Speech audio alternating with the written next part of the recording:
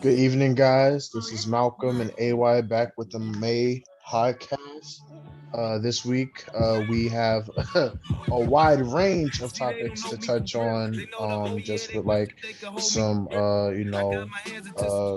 nationwide cases that transpired, a couple other current events, and among other things that is just really of,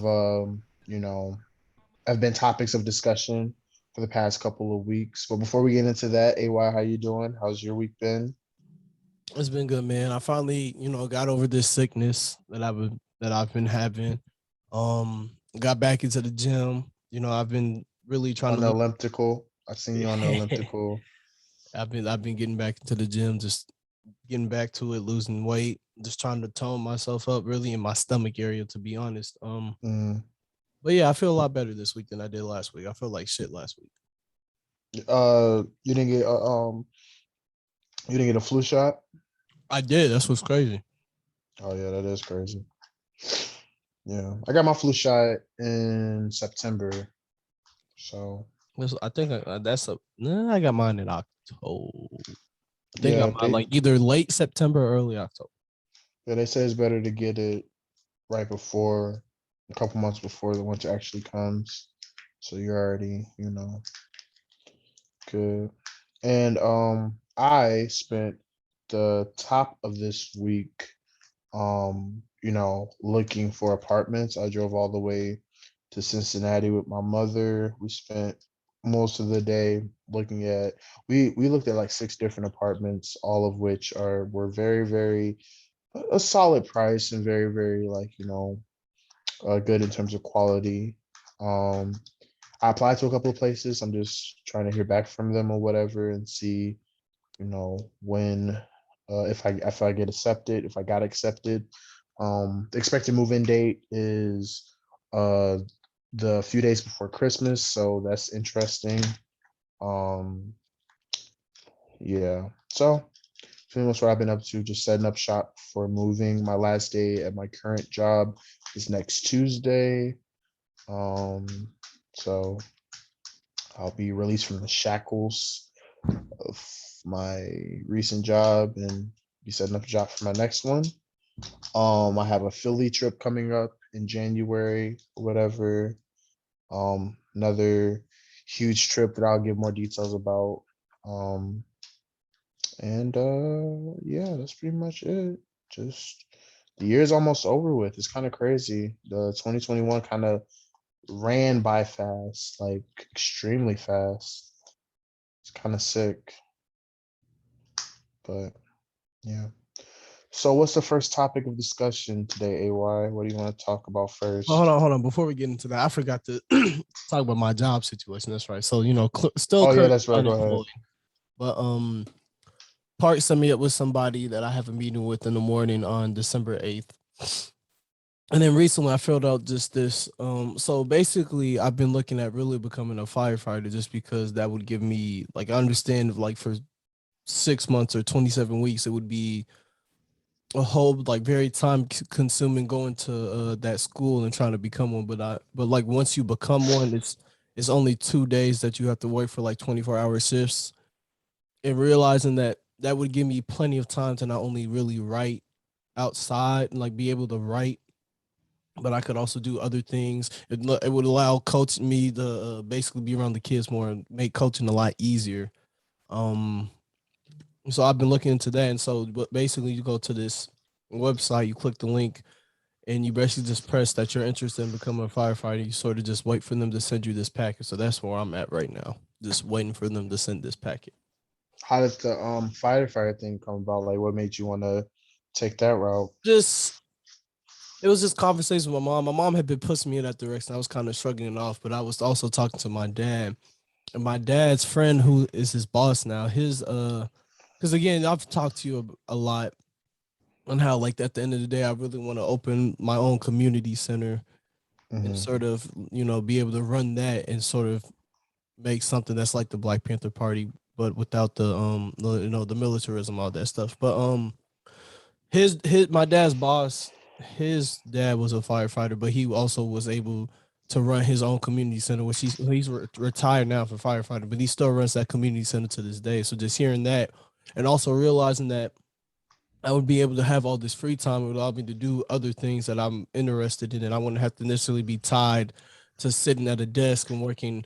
Even though technically I'll be working more hours than everybody else, because it would be a 48-hour work day. It's just 2 days of my life where the rest of the days I could really work on other things, and that would help me. Basically, that would really help me get to writing more, because I would have more time. I could do more things with the podcast. I could actually finally figure out how to put it on Apple Music. I'm pretty sure you need like a third party to put on the Apple Music and things. So I'm still working on that. But it's really just the amount of time that's like that would be available to me, and the amount of flexibility that would be in that schedule that's really appealing to me. Mm. No, I feel that. Yeah, I don't know. Like I understand because of like the in terms of like wanting more free time and flexibility and such.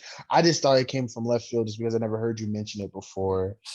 Oh yeah, no, Um, it came out of left field for me because I ain't come to this. I ain't really come to this realization until like last week. That's when I really started taking it serious. But like my mom had always kept mentioning it. I kept pushing to the side because I'm like, that's not what I want to do.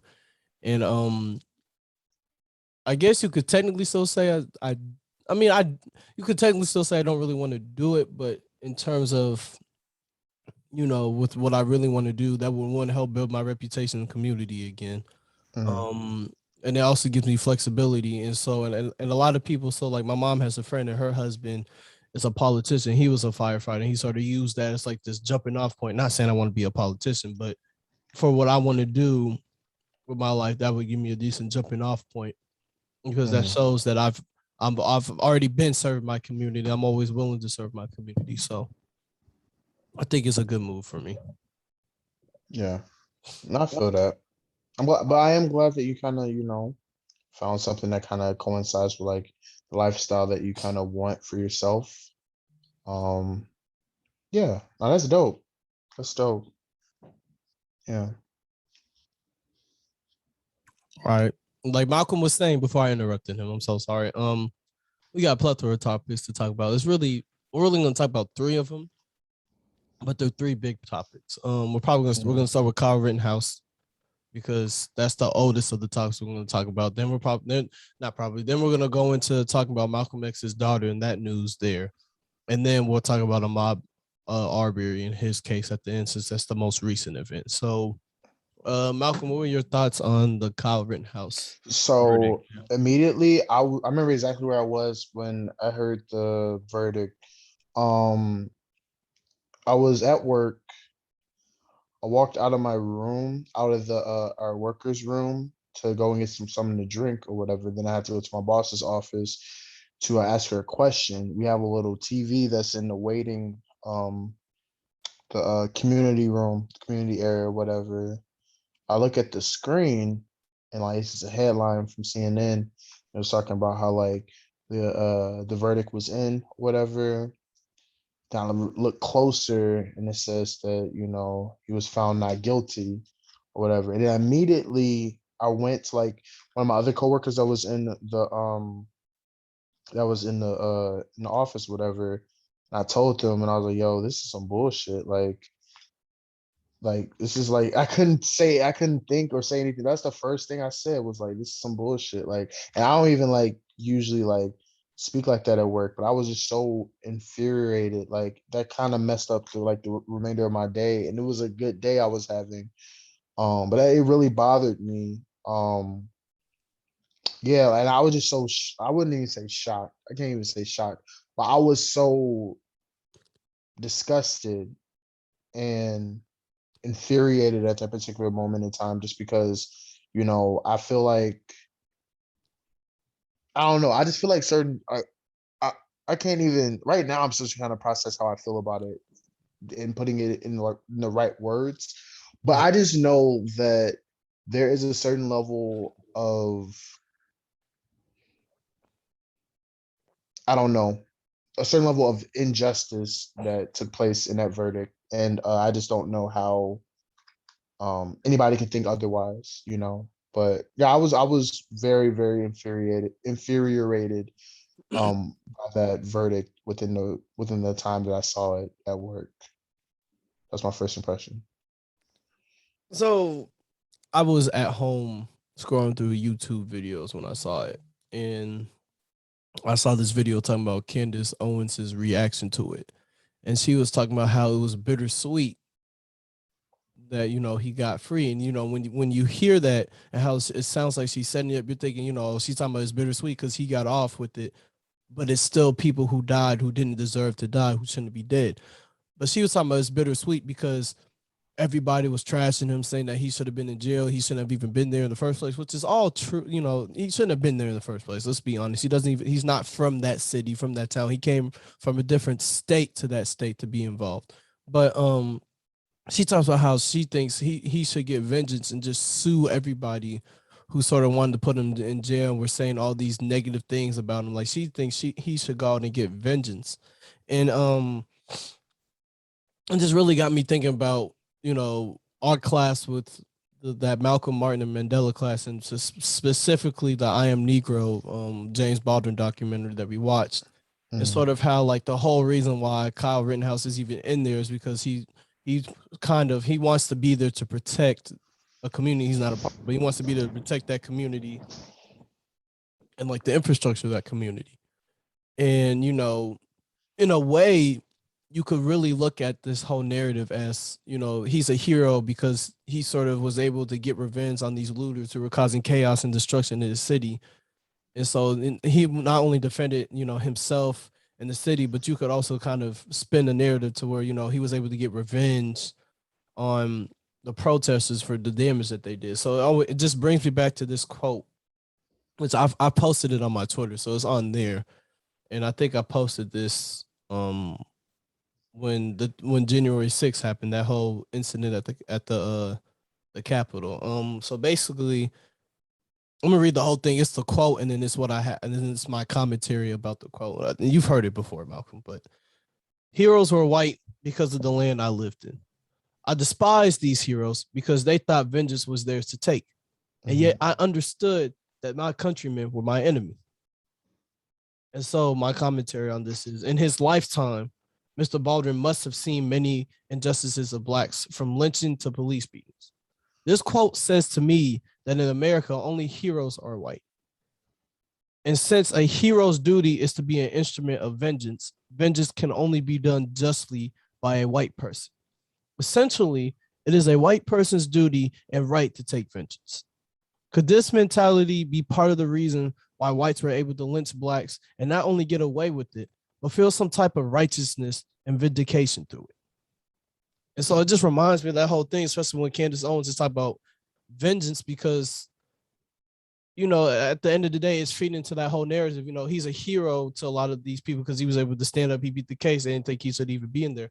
But he's a hero because, he stood up against protesters to protect the community and was willing to sacrifice his life. And now, since he's come out on top, it's his right to sort of take vengeance on the people who sort of had ill wishes for him and were hoping that he would be prosecuted for this. And so now it's sort of his duty and his right to take vengeance against these people. And it just reminds me of that whole thing. Yeah. I think another thing that really, like, when I really sat down and let it process, I was just saying, like, yo, like, he was cleared on all cases. Like, they didn't charge him with anything. Not even like, okay, fine, you don't want to put him in jail for life. Okay. You don't want to put him in jail for whatever, but like, they didn't charge him with anything. That's what really, like, and then when that registered after like 10 minutes of just sitting there like in silence, I'm just like, bro, they didn't charge him with anything. And I was like, fine, you don't want to put a young white male in jail forever. Okay, but you not charging him with anything literally defeats the purpose of, or literally, yeah, it literally defeats the purpose of having a justice system, because it's like there's no accountability being held for his actions when you like let him off the hook of all like cases. Like, I don't know. It goes back to the whole like thing I talked about, because I know I talked about it with you for sure. the whole thing I talk about with white appeasement and how, you know, this country is set up for one to be capitalist, but two on a racial system that really needs the involvement of the white middle class, sort of those people. Mhm. And when you really start looking, doing research, you realize that economically, a lot of these people who are white are not better off than us. Like you can go to Appalachia and you're gonna find communities that are even more poor. They're poorer than a lot of these black communities. They're either on par with them or they have even worse poverty than a lot of the black communities in the hood that we think about. Um, but those are usually the people who support Trump and support, you know, the people like the Kyle Rittenhouses and his actions. Um, but it just makes me think of white appeasement. It goes back to I always forget this. It's on my Twitter. But hold on, give me a second. You can go ahead and talk, Malcolm. Yeah, but I think that just struck me the most is just like there's no level of accountability being held for his actions, and I think in my opinion, I feel like that does a disservice to him because it's just like he well, and then for me, it's just like if anything, it makes matters worse. The fact that he's not that didn't get indicted kind of makes him a target now, and I think people are not accounting for that too. And I'm not wishing anything on anybody, but I am saying that like he didn't want to be, you know what I'm saying, like in prison or whatever, and he didn't want to be like a national target point where now he's that much more of a target point because it's just like he literally did not have any like account like he wasn't held accountable for anything that he did. And I feel like that isn't justice. Like I don't I don't know. And the thing is, I'm not really even surprised, quite honestly, just because it's like, I mean, the track record of, the criminal justice system is always, had like a common denominator or common underlier when it comes to like certain stuff like this or whatever. I mean, yeah, but I just don't think that like, yeah, I don't know. I just don't think, with I don't even know what to say. I think my thought process is kind of a little bit more hazy just because it's like after coming off of the heels of the George Floyd case, and we're going to another case where what I'm saying, like, which seemed to be something that was a little bit more clear cut in terms of like it being a wrongdoing would be handled accordingly, and it wasn't, and it's just kind of frustrating. And like, I mean, we've heard the sayings of like, we can't just accept, you know, small like advances and like make chalk it up as like a major victory. Hence the George Floyd case or whatever, because at the end of the day, the system is corrupt. And I think that's just a prime example of that. The Floyd case just happened a couple months ago, a few months ago. And, I mean, I don't think we thought we were headed in the right direction. Well, we at least thought there was going to be a period of time where potentially, they would like show improve in terms of like actually providing justice. But literally a major case later, he's not charged with anything. And it's like, how the hell do you go from, I'm like, I don't know. Mhm. I don't know. So It's what I just was talking about was Bacon's Rebellion in like the 16s. yeah, the split between black Yeah, and white cross the class alliance thing. yeah, exactly. Yeah. But like the whole reason why Bacon's Rebellion is, I think, is something that should be taught more. It's just because that's what happens when the white middle class sort of decides to really get mad and and really revolt, but not just take their anger out as we've seen throughout history. They usually take their anger out against minorities and black communities, like the Tulsa massacre, or like, Mhm. you know, just the lynchings in the South, all that other stuff.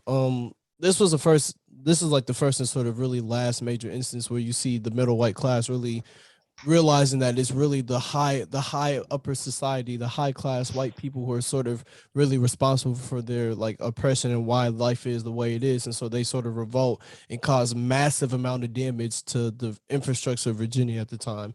And so I feel like at that moment, that's when the people in the who were in the high class that were white realized that if we can't control the middle class and sort of give them something to be angry about, well, not necessarily give them something angry be angry about, but sort of appease them to an extent to where if they get mad, they're not gonna get mad at them or do and revolt against them. They'll just, put their frustration on the black people below them, but give them enough appeasement to where when they do get mad, it's not going to come back and sort of bite them in the ass. And so that's why, like, again, I think January 6th was able to happen to the point where, you just saw for a while, it took a long time for people to really get convicted of any crimes that were involved in that incident just because of that. But I also think this is what this Kyle Rittenhouse thing is, because I won't lie.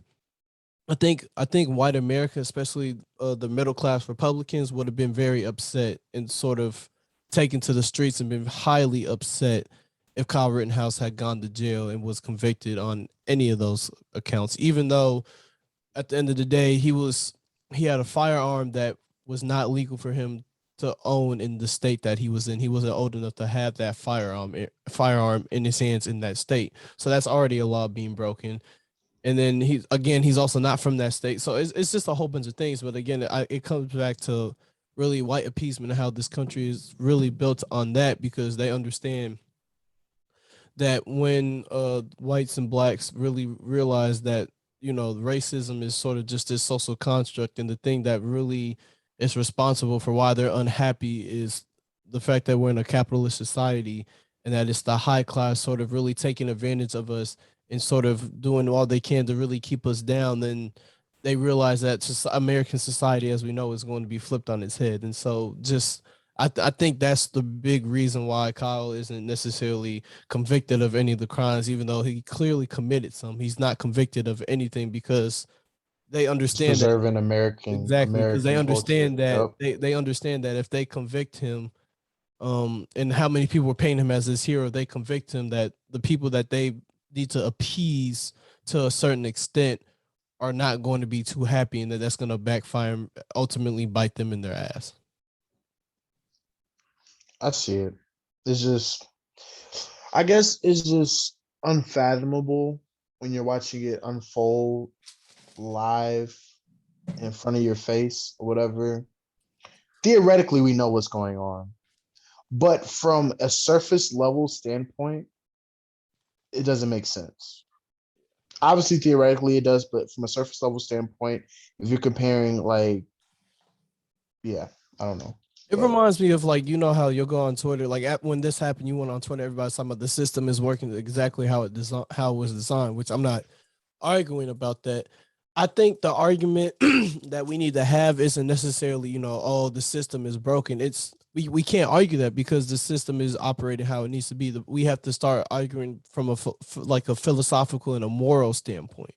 That's that, like, I think that's part of what's brilliant about Malcolm Martin Martin Luther Luther King, King. is that he Yep. was using morals because he understood that you can't talk about a system that's set up to already be corrupt and operating how it's supposed to operate. You have to talk about morals, and you can come from a religious angle with morals, because at the end of the day, morals is something that everybody Closest thing, religion is the can closest thing really, to especially morality. especially if you're using religion, it's something that people can really sort of agree upon to an extent, but it's also something that appeals to people. So my whole thing is we can complain about the system being broken, but the problem is we shouldn't be complaining about that. But we need to talk, and saying that the system's working how it is just sort of pointless, because again, we already know this. I think if you're trying to make a case to change things, I think you have to argue, around the philosophy and the morality of what justice is, and you have to argue about what the idea of justice is, and come at it like that. I think that's how you get to change the American court system. You have to sort of, you can't say, oh, this system is designed like this and this, because they know how it's designed. They don't give a fuck. You have to come at it from a moral angle, because like as we found out, especially I want to say like 2020, 2021, the UN sort of, the UN did an investigation in the United States for crimes against humanity when it came to Hmm. like racism, police brutality. Um, and I'm pretty sure that I'm not sure. I have to look this up, but I think they might have been found guilty of that. And so it's just like a lot of these European countries and countries around the world are starting to really realize, just how bad it is. Not saying it's not worse in other countries, because it's definitely worse in other countries, but they're starting to realize how bad, and to the extent that America will go to sort of hide its sins from the rest of the world. And that even though we paint ourselves, America paints herself as this bright picture of what society should be like, is far from it. And she sort of tries to sweep all the ugliness under the rug. It reminds me, like, you know how a Super Bowl comes to your city and they start doing a whole bunch of construction to sort of patch over And what then was it goes back broken. to And the then, regular BS that it yeah, was prior yeah, to the you got yeah. that. But also, if it's an area that they feel they can't fix, they just basically sort of shut down roads in that area and for sort of Mhm. direct the people who are coming into the city to the nicer parts, because they want everybody to think, oh, this is a beautiful city. Nothing goes wrong here. Everything looks cool and everything like that. Whereas in reality, especially with Detroit, you have all these abandoned houses, these that are just, burnt down, gone, you know, crumbling at the foundation. Just It's just terrible over there. My mom, she originally, when she moved here, she originally lived in this apartment in Detroit. And I think the building, like, she had moved out of it long by now, but I think the building caught fire. And so you can just see like the foundation and just sort of the skeleton of what the apartment building was when it was there, but it's never been torn down. It's still just sitting there like that. And there are a lot of buildings in Detroit that are like that, where they're abandoned, and like you can see like some fire damage, you can see exposed brick, you can see foundation. Like, it's just terrible over there. But I know when they had the Super Bowl, they sort of just glazed over those areas and probably shut down the roads over there, just because, oh, let's focus on uh damn, I forget the boxer's name. It's terrible, but he has a giant fist in the city. Let's focus on that, or let's focus on the Lions Stadium, which was where the Super Bowl was. The Let's boxer. focus I'm on trying to hold on Ford before we Tower. get to that. I think it's Joe Lewis. There it is. Yeah, Yeah, Joe Joe Lewis. Lewis's fist. There it is. I knew it would come to me. But it just reminds me of that too, of how America always has this tendency to sweep the ugliness under the rug, instead of being willing to face it and sort of taking into consideration and essentially do what South Africa has done, where they could talk about apartheid there, because as a whole they've understood it happened, and we can talk about it and not really feel some type of way and not have it be taboo. We can talk about it and learn from it and understand that our country's history was ugly, but we can grow from this as long as we understand what happened, how it happened, and using those lessons to prevent it from happening in the future. And I think it's because the difference in that is because South Africa is not trying to be these self-claimed saviors that America is trying to Right, be.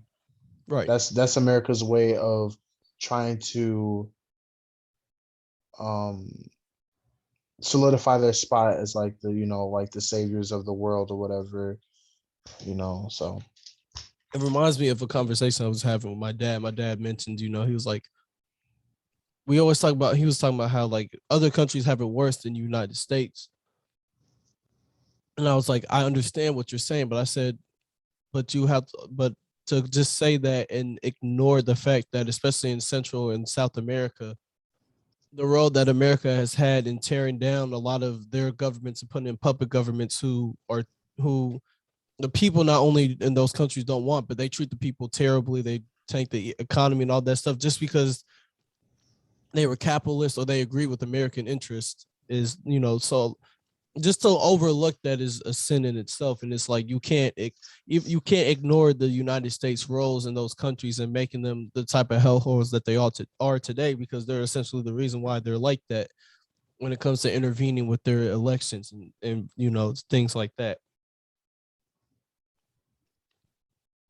We want to talk about the next topic, man. So the next topic, it's even more depressing, but go go ahead, ahead. Malcolm. I'll let you lead off.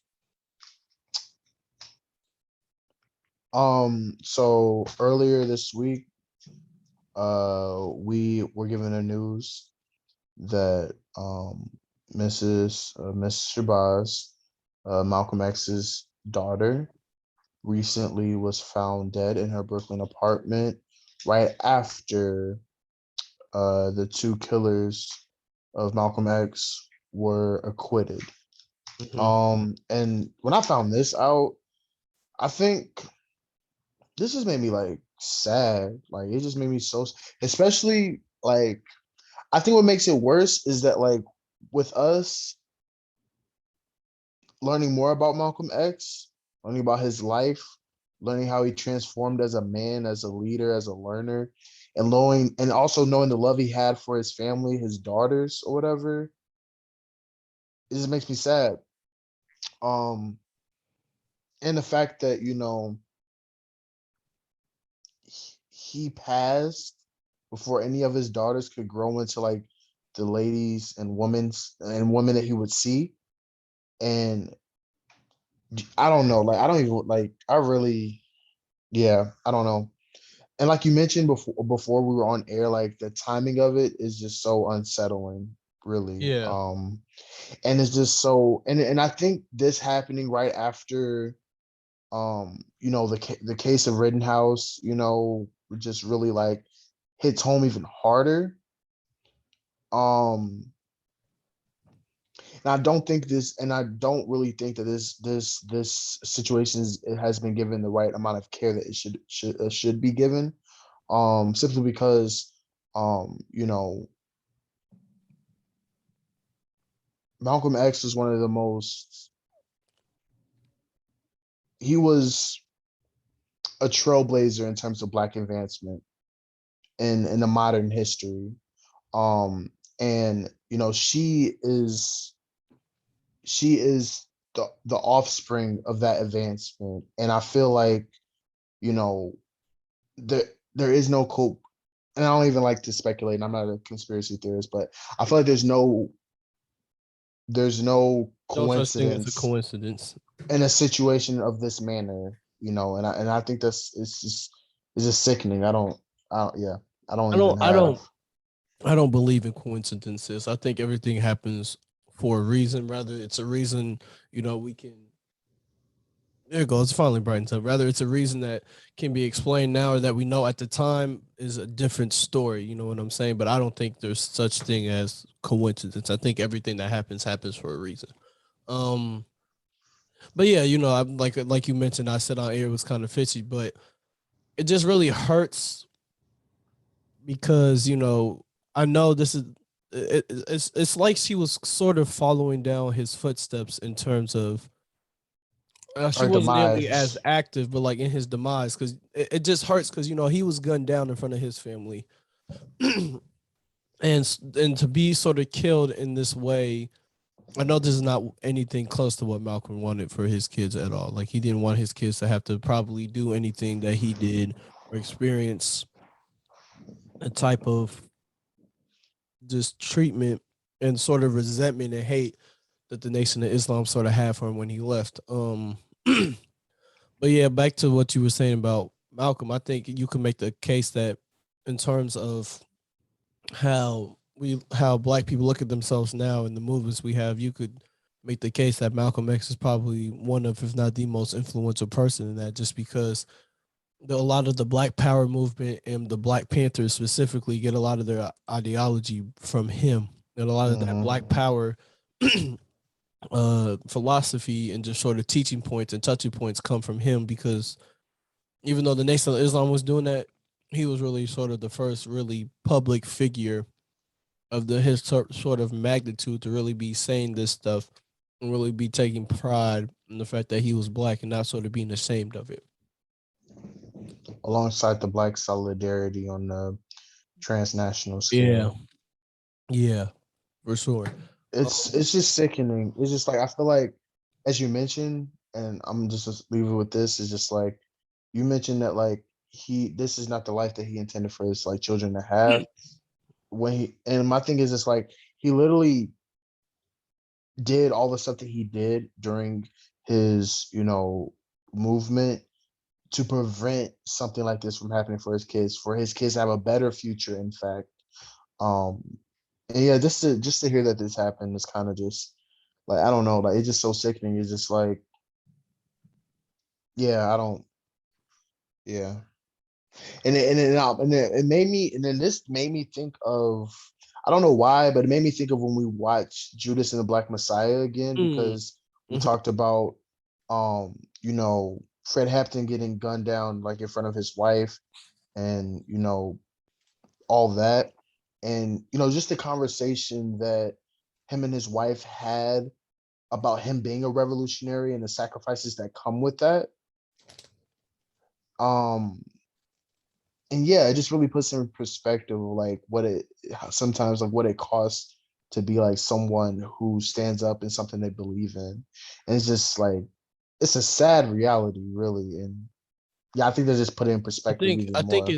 it's really just, I think it reflects that it doesn't matter how good of a life we may want for our kids. A lot of the times our kids are gonna look up to us and idolize us to the extent that they're gonna try to finish the work that we started. Especially, I feel like especially if there's somebody who was taken from them, before they really got to one really know their father, and so their father, like especially with like Fred Hampton's son and Malcolm X's daughters, I feel like them not really being able to be in their children's lives for very long, um, Or at all for that or point at with all Fred Hampton. for Fred Hampton, or at all, really just leaves the fact that the only way they can really connect with their fathers is through their work, their life's work, and what they did. And so it just, just to be close to their dad, I feel like they end up taking up the mantle of what their father was doing, because that's the only tangible thing that they have left in the sort of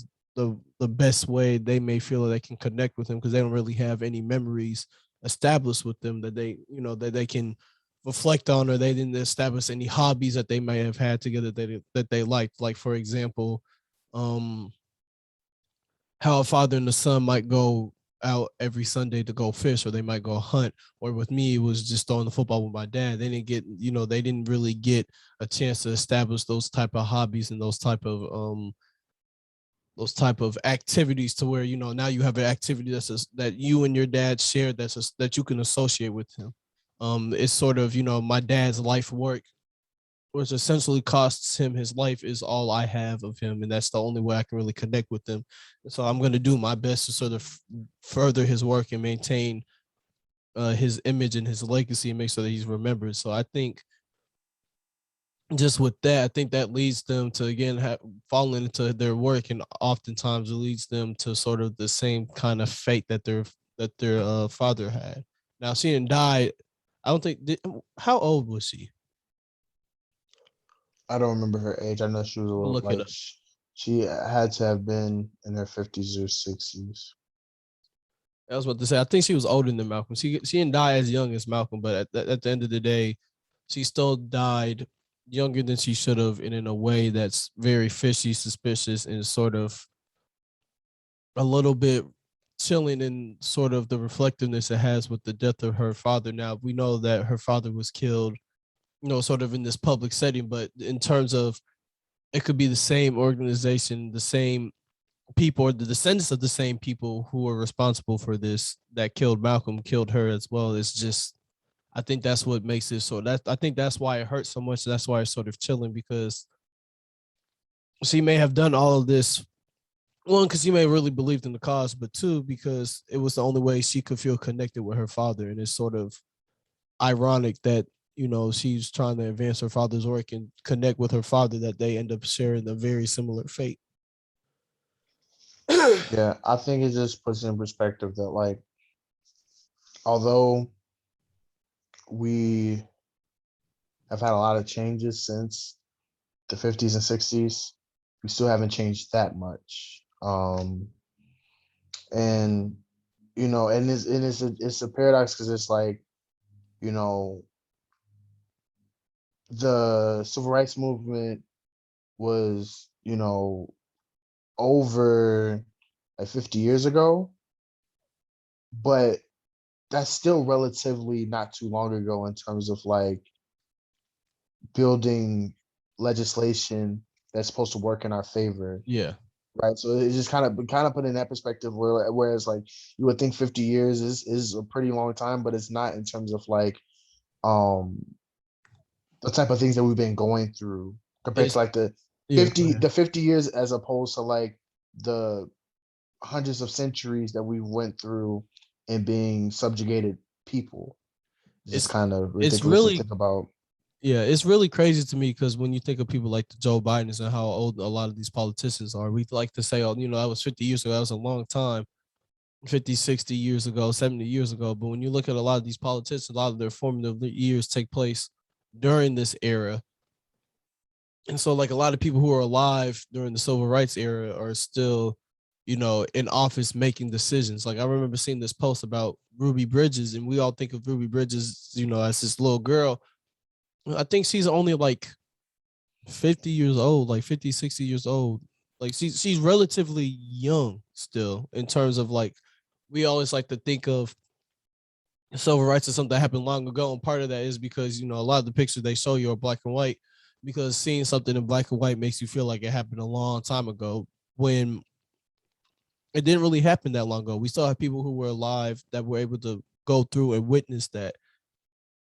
And I think it just goes back to, even though that was a very formative time in the country that may have happened a couple of generations ago, a lot of those people who were in charge and who were in charge of the country were sort of formed by their parents who a lot of their parents probably weren't down for the civil rights movement. And so, they lived in communities and areas that weren't down for the civil rights movement. So just understanding that even though it may have happened a long time ago, a lot of the people who are leaders in our society, leaders in terms of politicians, sort of still one grew up in that area, and so they still, kind of may have been formed in that era, and so they still carry some weight of that. I think it's just interesting and sort of shows that you can't ever really fully escape your past. You can only really accept it and hope to move on from it. And I don't think America has really. I think that's the biggest problem, is that America just hasn't accepted her past, and she sort of refused to accept it, so it can't be healing. It goes back to the whole Malcolm X quote about the knife, being in And somebody's progress. back, Yeah. talking about how they haven't even acknowledged it. I think that's what it is. It's just that America is like, yeah, we've done these things. Let's sort of sweep it under the rug because it's uncomfortable to acknowledge these things and to really sort of grow and learn and change from, because growth is probably the most uncomfortable thing in human life.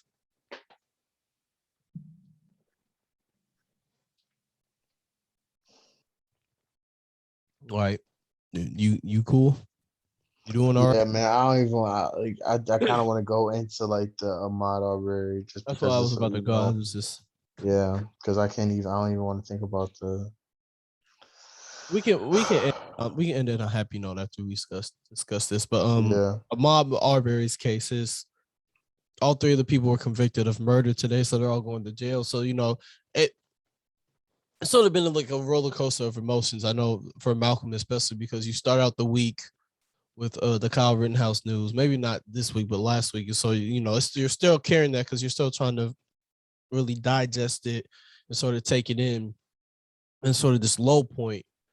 And then you go from that to seeing somebody like Ahmaud Arbery getting justice when they were trying so hard to sort of deny him justice, try to throw out certain videos Mm-hmm. that were damning, to the point where now those videos are able to be used in the case, and he was able to get his justice because of those videos. And just seeing and knowing how hard they tried to deny this man his justice, and seeing him finally able to get his justice is, it's uplifting. But again, at the same time, we just saw somebody who deserved a lot worse than what they got. They should. I feel like Kyle Rittenhouse should have been in jail, but he sort of got a slap on the wrist. But I still think it's important to acknowledge when we get a win, when justice is served, because it'll always keep this sort of beacon of hope and realization that we can work hard to it, and it can't happen. It's something, it might be unlikely, it might be extremely hard for it to happen, but it's something that can still happen. And so I just think it's always important to recognize these milestones as sort of this beacon of hope, or this light at the end of the tunnel, to sort of help realize that the work that you're putting in, the discussions you're having aren't for nothing. They can change and have an impact, and that no matter how broken something is, sort of justice will always have a way of Or coming out on prevail top. and to a Yeah, degree. even though I don't know if I believe that statement all the time, but for sure. Yeah. No, I kind of concur with that. I do feel like a situation like this, yes, it is good to acknowledge moments like these, because without hope, there isn't any efforts towards changing anything. Because like when you're hopeless, it's like, okay, why would we even try to work towards making advancements towards change or whatever, right? You're almost like going through life without a purpose, going through, what I'm saying, things without a purpose. So I think stuff like this that occurs kind of builds a reinforcement to where it pushes people to understand that, like, while it seems like we always take a couple steps backwards, we can still work towards those steps forward to getting back to at least where we were before. But I do agree with that. The idea of like hope being like the main catalyst for growth and change and whatnot. And without that hope, there isn't any um real efforts and strides that we can actually make. Um so yeah. But yeah, I when I just look at this holistically, right? Like all this year, we have the George Floyd case, we have the Rittenhouse, then we have this one. Um, yeah, it's just a roller coaster. I mean, I feel like um I feel like America is just kind of two-faced to a degree because it's just like they know that they know their wrongdoings, but there's this like duality of wanting to do the right thing and actually live up to like you know, having justice prevailed. But like you mentioned earlier, there's also this other side where they're trying to preserve American culture. And how do they do that? By, what I'm saying, like acquitting every single like person that does, you know what I'm saying? So it's very tough. Yeah, yeah, it's most definitely been a roller. The past 2 years has been kind of crazy. Like, yeah, like even yeah, the past 2 years has just been crazy. And when I look at like just when Trump came into office or whatever in 2016, like we kind of seen a little bit of a foreshadowing of the uprising that would occur in the next few years or so. But I don't think it really hit until like until 2020, which is crazy. The last year of his presidency. Um, Yeah, it's just kind of crazy how all this stuff is kind of unfolded. And I remember I forgot who mentioned this, but they were just talking about how like this is pretty much like you know I think it was a rapper that said this, but like they said Trump was kind of like the second coming of like Ronald Reagan in terms of like being like a pretty much being like a popular figure in the presidency role. And then if you just look at the parallels between like the economic misfortunes that we're having right now, alongside like us having a pandemic and alongside us just really having a hard time staying afloat. um it does look like the second coming of like the 80s where we were just really struggling and trying to stay afloat. And we also had like the a lot of cases of police brutality around the time, a lot of racial injustices that were occurring in these urban areas too, and the legislation was terrible as well too. um it's just kind of crazy how like as you mentioned, as someone who's like very interested and is a history enthusiast, history usually repeats itself in certain ways and sometimes in an eerie fashion or whatever. And I think the reason why that is a thing is because people with preserving American culture, you kind of have to, you know, you kind of have to keep certain tactics to preserve American culture. Hence, you have to bring in the same figures. You have to use like some of the same type of things that like made America what it is today. So I think there's a reason why certain things resurface after a certain period of time. Um, yeah, yeah. Make America great again, and Reaganomics is not that much different in terms of you know the theoretical use of it. So Man, I think that's a new one. I don't think Trump is as bad as Ronald Reagan was for Well, sure. no, they didn't say. They No, said I know he's what like you're the saying. second I'm just coming. saying You know what like I'm the saying? parallels. Ronald Like Reagan is terrible, I never but thought about like, that. Yeah, so like so essentially what you could say is like Ronald Reagan's like the devil and like Donald Trump is sort of like one of his sort of demons. But I think Donald Trump is a fascinating individual to really look at and study. Just because we all know he's about capitalism, about the top 1% doing what he can to really help benefit the top 1% in this country. Not saying that's really different from any other politicians, but what sort of really sets him apart is sort of he Donald. So like you were talking about how that rapper Donald Trump was trying to remind him of Ronald Reagan. Well, Donald Trump reminds me a lot of Andrew Jackson in the fact that he's sort of mm, this super popular candidate with a lot of rural white people.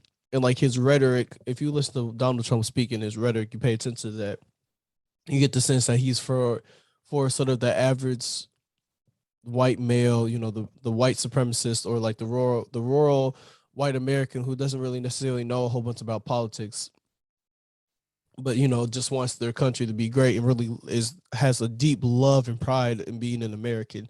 You sort of get that sense that he appeals to those people through his rhetoric, and that he's trying to say that he's one of them. He's rooting for them and is trying to move them along. Now, you again, when you look at the bills he's passing, you realize that all that is bullshit. But I think that's why it's so fascinating, because we always talk about, at least in my house, my dad will talk about pay attention to what I'm saying, not how I say it. But at the end of the day, the thing that makes Donald Trump so unique is, you have to pay attention to what he's saying and also how he's saying it, just because the tone that he talks in is very important. Like how in the presidential debate, he's talking about, telling the Proud Boys to stand down and stand by, and just sort of his tone, sort of saying, everybody really took that as, be ready because I may need y'all. It's just he's just a fascinating person to really study, because I want to say it was like the 80s or the 90s. He was talking about how if he ever ran for president, he would run for the Republican Party because they're idiots and they vote for anybody, which I think is, you look back, it's really true. The Republican Party, at least the Republican Party of today, they really do vote for almost anybody, just because, it just, if they can make it sound good and make the middle white class feel like they're important, they matter, and make the right supremacists feel like he's really rooting for them and is for them, then it's sort of then they're gonna always sort of gravitate to that person and really vote for them. I don't know. It's just kind of crazy that we. I always think of the Cat Williams joke when he was just like, "Can we just take a year where we don't like we just single and we don't have a president? Like we've been through so much, like we've been through so much as a country. We just take a year that's is single and be and find ourselves and see what's out there before we just hop into another relationship with a president because I it's just think. like Go ahead. no, go ahead. I That just I was just think the party system we have is sort of, it's always really been obsolete, but it's very obsolete now. And I think it's funny, two-party system is something that we think is as American as can be, but the founding fathers specifically warned about the dangers of having a two-party system. How oftentimes when you have a two-party system, they sort of really become essentially one and the same. It's just slight differences, but they really, one, have the same sort of agenda and everything, but two, it can make these extreme radicalists on each side to the point where it's kind of dangerous. So I think it's funny how a lot of Americans don't, they think when you think of America, you think of Democrats and Republicans as two-party system. But it's funny how the founding fathers, that's something that they didn't want in this country. They warned about the dangers of having a two-party system. yeah. Yeah, I always look at it from the standpoint of like the lesser of two evils or whatever. So it's just like the reason why I wouldn't say rode hard for Joe Biden, but pretty much Voted like for him. vote for him was because it's a lesser of two evils. Yeah. Like, and then people say like, why would you vote for Joe Biden? He's a racist too. And I'm like, yes, but you have to look at the tactics of which they're both projecting like certain like ideologies and propaganda through what they're doing or whatever. Yeah. And my thing is, it's like there there's dangers in both in having both in presidency, but my thing is like if you were to keep Trump in for a second term while he already has the ball rolling, you know how much more damaging stuff he could do for people like us. Whereas like somebody like Joe Biden, who is in office right now, was just like, I'm gonna go on a limb and say he's probably not gonna be in office after 2024, quite honestly. Well, 2024 scares me. I'm not gonna lie. He's not gonna be in office though. I know that.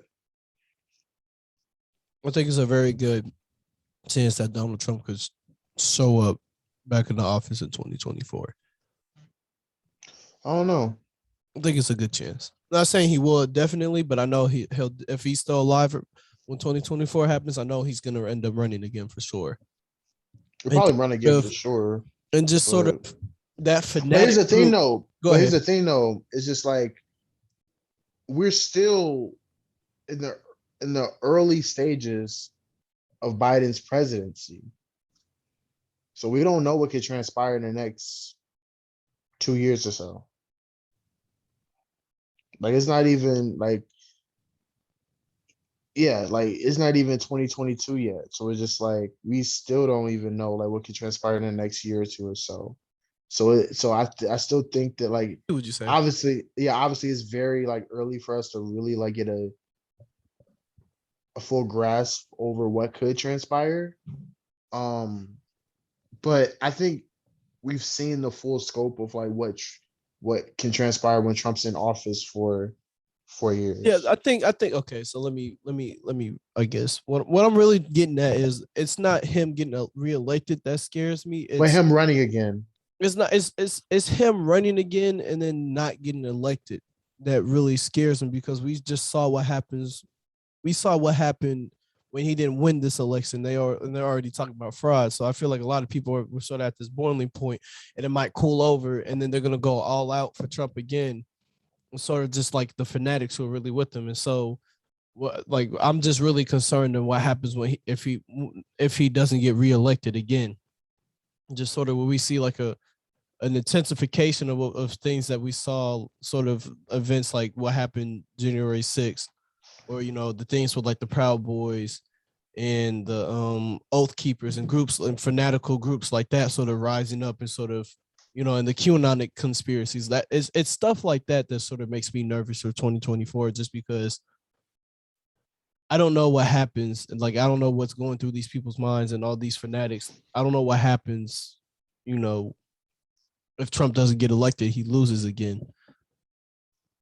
Because as bad as January 6th was, I think that's just like sort of the tip of the iceberg and what they have planned and what they have really wanted to do. And so if he doesn't get elected again, and sort of his window is really like starting to really close, especially if he doesn't get elected in 2024. I don't see him really being able to run for president again just because of his age. I think they'll just go crazy and just say fuck it. And I think it could be maybe not a rebellion, but it could be something very dangerous that happens. And so that's what scares me, sort of the powder keg that comes with Donald Trump and his more fanatical supporters. Yeah. I yeah, I don't know. It just It's not an answer that's meant to be answered now, or that. I don't know if we'll ever quite honestly with the way the country is going, I don't see another president for the next this is gonna sound crazy, but for the next 2 or 3 terms, I don't think I see a president doing 2 consecutive terms back to back anytime like in the next 2 or 3 terms. Like I don't see Joe Biden It depends who doing runs. I don't see Joe Biden doing it just because I think he's too old for sure. I don't see Trump doing it just because the outpouring of how many people voted in the 2020 election to really get him out of there. to get Trump out of there, and you know how his fanatics are sort of blinded to the point where it's like, oh, he didn't lose the election when and there's election fraud when there have been countless studies and investigations that prove against that, and this was like, I forget exactly what year since, but this was like the most Americans had voted in an election in a presidential election in a long, long time, and so I don't see him getting elected just because if America was able to unite and vote against him, then I feel like if he runs again, they're gonna be like, yeah, we're not voting for this guy again. We already saw what he was doing and what happened. We don't want that to happen again. And especially after what happened January 6th, I think that's like very damning for him becoming president again. So I don't see him ever being elected again either. But again, like I said, it kind of scares me just with groups like the Oath Keepers and Proud Boys, what they're gonna do if he's not elected, if he's not elected. You know what I'm saying? But yeah, I see what you said. I think it really just depends on who runs and sort of their age, because I don't think Bernie Sanders should run anymore. I feel like they should put a cap because it's Joe Biden is what, like 82 years old. I feel like that's way too fucking old to be a president, because the president is a very stressful job, and they're at a point in their lives. Not saying you can't have a heart attack when you're like in your 40s, but you're a lot more They're susceptible not to even, having a heart attack from stress when you're 80, yeah, just because your body can't handle it like that, than when you're like 40 years old or 60 years old even. they're not even in touch with the times. Man, Like it, I think I part of me thinks Joe Biden might have some sort of like dementia or something like that, because I don't even think he completely understands where he is all the time or what's exactly going on. But hey, that's just me. I feel like, I know they put the age limit, like you have to be like 35 to run for president, but I think they should put a cap on it too. So like they have a minimum. I think they should put a maximum cap on there. I think if somebody's older than 70, 75, I think we should be like, hey, this person should not be president. They're too old to really be trustworthy with this job. yeah. I feel like it's like that for politicians in general too. Don't think I forgot about you, Mitch McConnell. I know all about you, motherfucker. Hmm. No, it's just like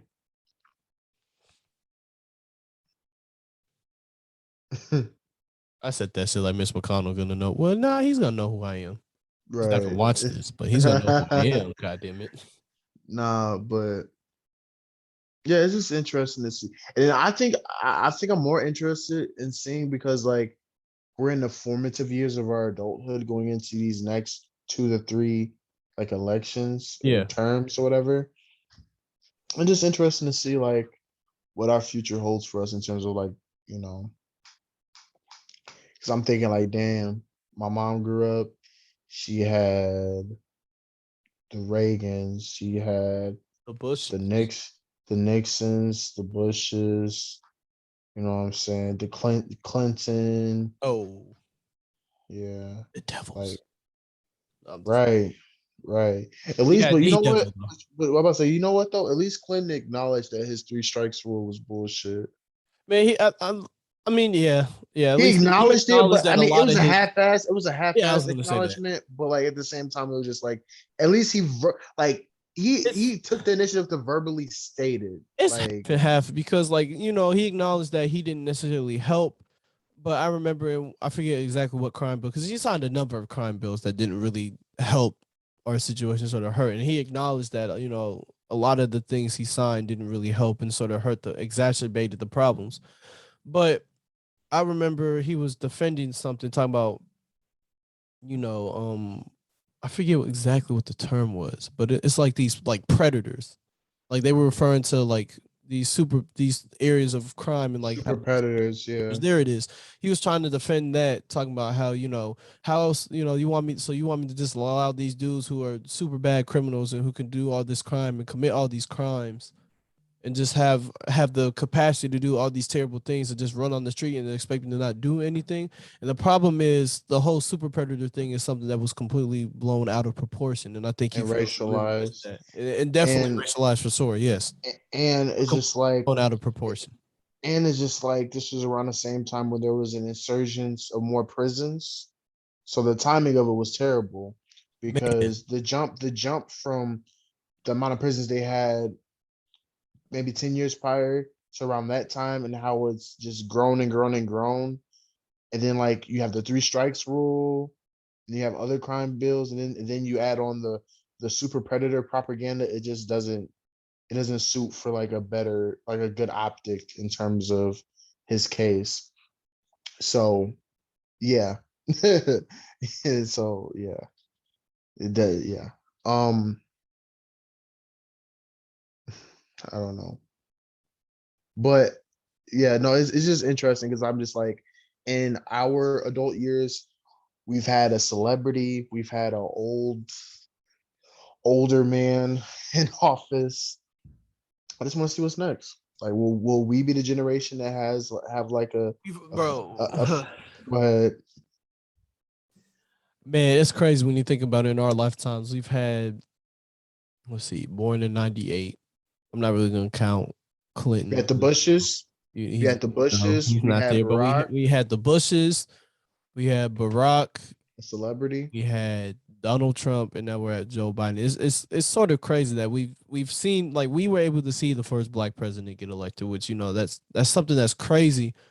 But at the same time, it's like we went from Barack to Donald Trump, and it's like, not saying that Barack was, the greatest president ever, or that he did a whole bunch of things for black people, but Donald Trump sort of feels like a punishment for Barack Obama being elected. Like, oh, you, And the thing about Barack, excuse this, but y'all niggas want to go to get up and vote. All right, we gonna show y'all again because we know y'all ain't gonna vote again. I've always wanted to ask you this, but because I know Barack is most definitely one of the most polarizing, not just polarizing presidents in general, but specifically a polarizing figure Figure, yeah. in black culture, specifically in black culture.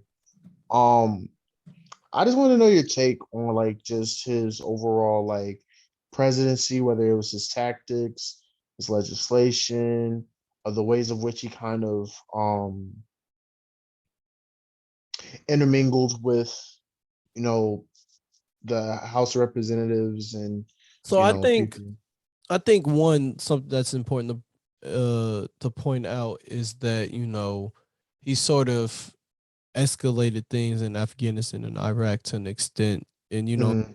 every I feel not I'm not gonna say every president, because I don't know like what George Washington was necessarily doing.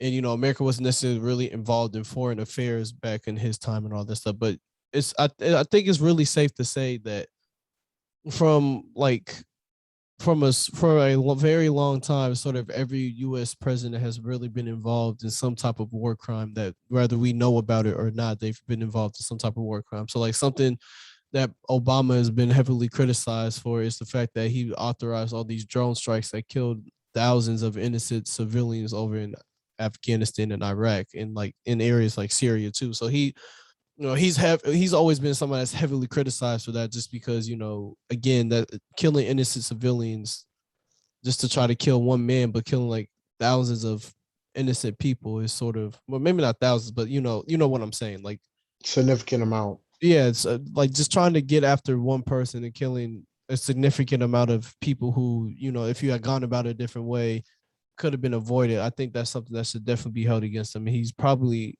not probably. I feel like every U.S. president from the last like 4 or 5 decades Has is guilt. is probably guilty of some type of war crime. So I feel like that's important. I think it's also important. You'll watch a lot of Dr. Umar videos. He'll talk about how, Obama was able to do all these things for the gays, but he couldn't really do anything for black people. Where I feel like that's not 100% fair to say about Obama, just because, um, and I said the gays, that feels bad. The LGBTQ community. He was able to do a lot for that community, but not nearly as enough for the black community. And I feel like that's unfair, just because you have to understand how the government works. You To really get anything done as president, you really need you need Congress with you. And when he was president, he was serving with the Congress and the basically a Senate and a House of Representatives that was mostly Republican. So his Congress Yep. was mostly Republican. And how American politics work, a lot of times it doesn't matter if you agree with the people in your party. A lot of times you're still going to agree. You're going to stand by the people in your party and the policies that are taking place in your party, rather it really benefits the good of the American people or not. And so I think it's unfair to sort of hold all of that against him, because a lot of the things that he wanted to get done, he probably tried to get done and he just wasn't able to get done just because It of all was the at a filibustering that stalemate. might have happened that was probably happening in Congress, and also just the fact that he didn't have a Congress that was majority his party that was majority Democratic. They were Republicans, and so that really makes his job harder to do. So I feel like his story is definitely inspirational, and I feel like he's definitely a beacon of hope. Somebody, you know, who was born half and half, but was mainly raised by his mom. Um, Grew up sort of kind of poor. Was able to go to Harvard, sort of reach the top there. Was able to do some things in Chicago, eventually become president of the United States. I feel like that's very inspirational, especially with him being the first black president. You know, to show black kids that they can do it and become president. I think that's important, but I think he does lose some points in the fact that I feel, even though I understand, you know, it may have been harder, I still feel like there were some things that he could have done through executive orders like he did for the LGBTQ community that he could have done for the black community. So like I understand why the black community is mad at him, but I can't completely fault him for that just because I understand how the US government works and how politics in this country work. And that, you know, you can't hold all of that on him just because you have a lot of older people who like the Mitch McConnells who, you know, it doesn't matter, you know, they could really hate Trump, but because Trump is the head of the Republican Party and sort of unity as a party is what's really important, he's going to do whatever Trump sort of says and whatever will help favor Trump and at the end of the day his party, because that's sort of what he's always done and what he's going to do. Um so I think it's fair, the criticism he gets from people like Dr. Umar. I think it's a little too much, but I also can't be too mad at it because he probably could have used some executive orders to make some more change. But I think the most important thing that people don't talk about is the fact that for like the past 4 or 5 decades, U.S. presidents have really been war criminals for the most part. Hmm. Just wanted you to drop some jewels on the folks about Mr. Barack. I'm gonna keep mine short. I just think that in short, I just think that I don't like the connotation that he was a puppet. Like I feel like that's the main criticism that black people put on him. The main pretty much the main determinant of him is just like him being like pretty much used from the government. Because if you're gonna do that, then every president is pretty much a puppet in that regard too. And I feel like one thing that I will acknowledge, as you mentioned, is just the war criminal thing, because I do think that's like an underlying theme, and I'm glad you mentioned that because that's been an underlying theme for the past like few presidencies. Um, and another thing when pertaining to Barack, as you mentioned, I really want people to understand the fact that like he was literally at a stalemate when it came to like wanting to make decisions. People just think that people who are not really that, and no offense, but there's a good amount of black people in the black community that don't really have a full scope of how politics work and how Congress work or whatever. But as you mentioned, a lot of times when Barack has like this overarching idea of like bills that he wants to pass and stuff like that, a lot of times they got rejected. Sometimes they got rejected because obviously the ideologies of the Republican Party opposes those. And other times it's just to spite Barack. Like I've literally watched like various videos where like it don't even have to do with anything that's like racialized. It could just be something as simple as like I don't know, but something simple or whatever, right? They would literally like block it or like deny it for this. Filibuster. I'll let you finish after this, but what a lot of Americans don't understand is a lot of bills die before they can even get passed just because of Right, processes like filibustering where let's say you propose a bill, Malcolm, and I don't like the bill. right. Instead of having to talk about the bill, I can literally take up the whole session or like maybe 45 or an hour of the session that we're using to talk about it and read a book. You know what I'm saying? Because that like there have been examples of people in Congress literally sitting there and reading a children's book and taking their time with it because they're trying to kill the bill by filibustering it. But go ahead, Malcolm. I'm sorry. Yeah, but like and then there's just situations where like they're denying it off of them just out of spite. And I just feel like those are certain things that are being accounted for. I'm not gonna be biased and say I feel like he was the best president ever, but I do think he's most definitely was one of the most honorable of the past few that we've had or whatever. And I feel like with the expectation that he was given as a black president and the expectations that we put on him, I would go on to say that I don't think he did that bad of a job. I mean, for the sake of him being, and let's be real, like the expectations placed on him was very, very unrealistic. Like, especially in like a 8-year span or whatever. Yeah, for Like sure. so I think we also have to take into account of that, just the idea of how like trying to trying to create black advancement within a system that is against black advancement is already like Sort of like an a problem. oxymoron. I'm about to say, yeah, like a problem in itself. But understanding that like even if you don't feel like he didn't do enough for us, he still was probably one of the more honorable presidents that we've had, comparatively speaking. You know what I'm saying? So Yeah. I think that's another thing to really highlight. Like you can say a lot about him that was bad.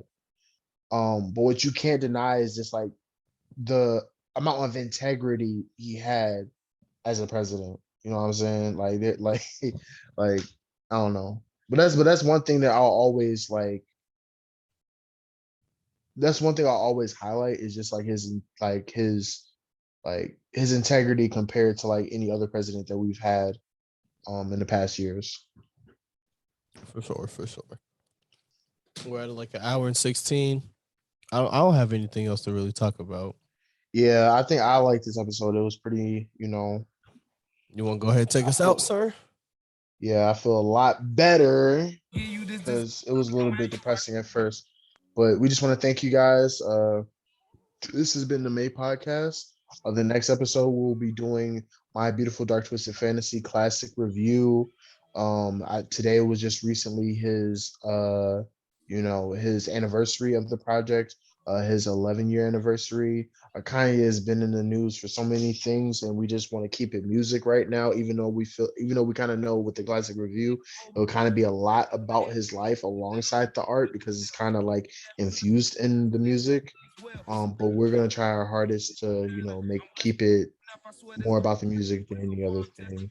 But we thank you guys for listening. Really appreciate you guys. We hope you guys have a great, great Thanksgiving. You know what I'm saying? Uh, you know, 2021.